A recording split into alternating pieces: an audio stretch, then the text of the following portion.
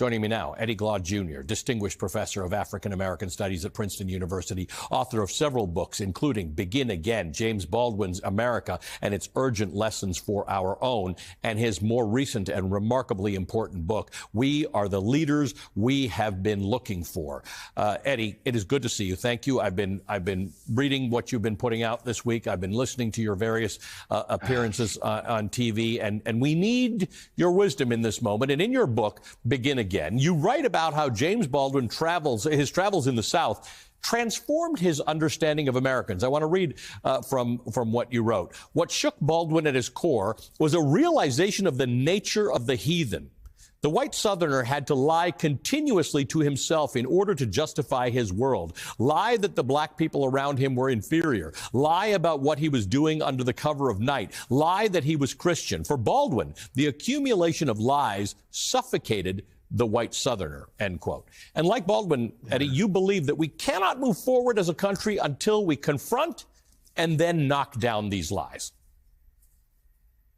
Absolutely, Ali. Thank you so much for that introduction, the commentary. It's spot on. It seems to me that these moments require an honest confrontation with who we are.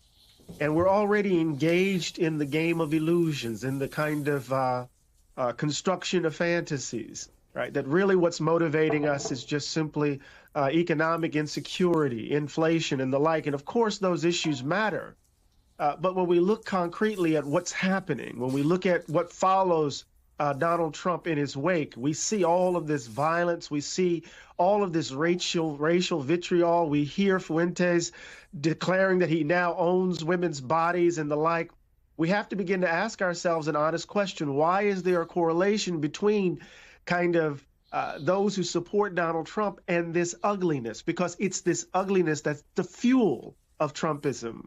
Richard Slotkin, the historian, has said that we are in a second lost cause, Dally. That we're in a moment in which there's a reassertion of the lie. Now, what does that mean in its details? Remember what's at the heart of the lost cause. The heart of the lost cause is a refusal to accept what was the actual for the Civil War. It wasn't slavery. It wasn't slavery, Ali. It was economics. And here we are in this moment engaged in a similar denial. And that's interesting because there are discussions and there will be postmortems about whether the Democratic Party was too left or engaged in causes that were too woke. But in the end, it is the response, not perhaps to that, but just to the idea that this country is changing from people who feel endangered and who are creating new reasons to make excuses for what is fundamentally bigotry, misogyny, and to some degree the hubris that America can't go wrong. Right. You know, Baldwin said the horror of America is that it's changing all the time, but never changes at all. There's something like this eternal return because we're dealing with the consequences of the tragic choice at the beginning of the Republic, right? The choice that we reconcile, where we reconcile democratic principles with the reality, with the institution of slavery, with the subordination of women, with the exploitation of children, the exploitation of workers, with the genocide of native peoples, that there is this kind of gook within which the American project came into being. And to confront that is not to condemn us to the gallows. No. To confront that is actually to create the conditions to release us into a new way of being. But let me say this, Ali, really quickly. I come out of a tradition that has had to deal with the violence of when the fever dream spikes. There are too many people in my tradition who've lost folk. My professor, Albert Rabbitoe, who wrote Slave Religion, lost his dad. He didn't grow up with his father. Why? Because a Mississippi store shop owner shot him in the head because he dared to confront him over the way he treated his wife. This isn't some abstract issue for us. The idea of how we're going to survive and get to the other side when it seems as if the country has lost its damn mind takes on a real tangible kind of feeling because my mom and my dad grew up in Jim Crow, Mississippi. This isn't slavery, right? This is immediate for some people. Right. But back in the Civil War, unsettling, Alan. Here's an interesting question, because back in the Civil War, there were a whole bunch of Southerners who justified this on the basis of Southern chivalry, on the basis of states' rights, everything but slavery.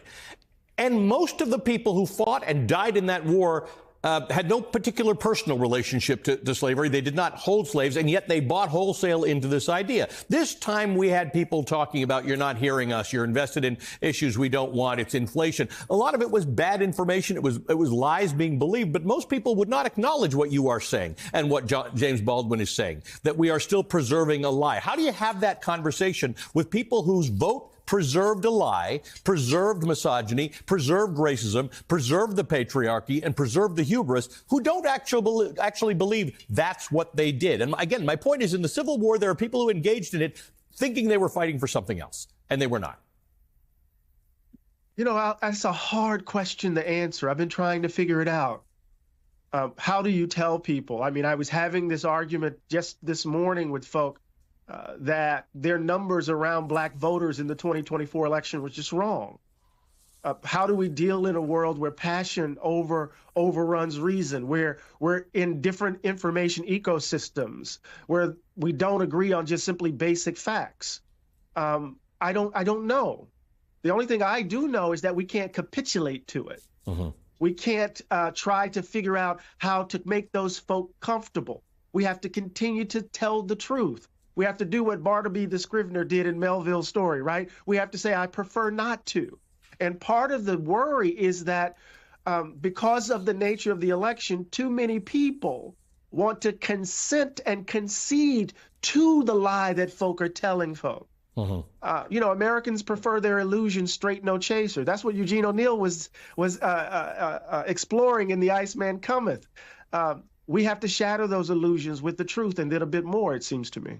You write a book. I'm going to step over here and grab it because I brought it with me. Your book. Oh, sorry, I got Born Again. But your newer book speaks about leadership. I want to ask you about that in this moment, for this mission that you are discussing, you and I are discussing this morning, for the future.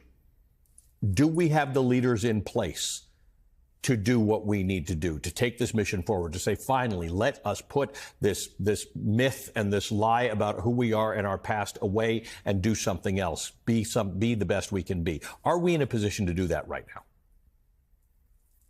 Well, I don't know if we are, but we must be. I do know that we have to stop playing games. You know, the Democratic Leadership Council, engaged in this triangulation. It thought that what it needed to do was to distance the Democratic Party from unions and its base, black folk and the like, and make its way toward the right and kind of try to triangulate and take the issues from Reagan. And that gave us Bill Clinton, right? And we've been dealing with that as we've been trying to, Democrats have been kind of engaged in this forlorn romantic kind of tryst. They always want to get the Reagan Democrats back, right? And what we've been doing is conceding the terms of the fight. Part of what must happen in this moment is that we must reject the framework of our politics. And people who are current leaders can do it.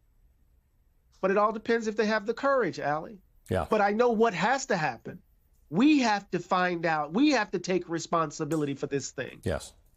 And we're going to have to say no and engage the battle, although it's very hard.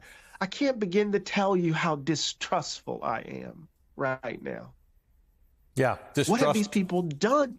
Yeah. No, and it's us. It is us. I mean, that's the hard part about this.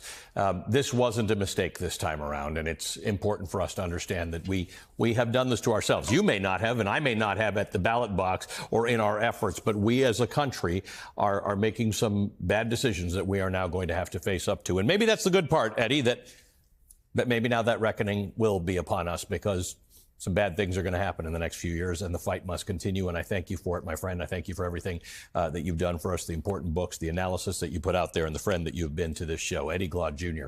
is a distinguished professor of African American studies at Princeton University. He's the author of multiple important books, including We Are the Leaders We Have Been Looking For and Begin Again, James Baldwin's America and Its Urgent Lessons for Our Own.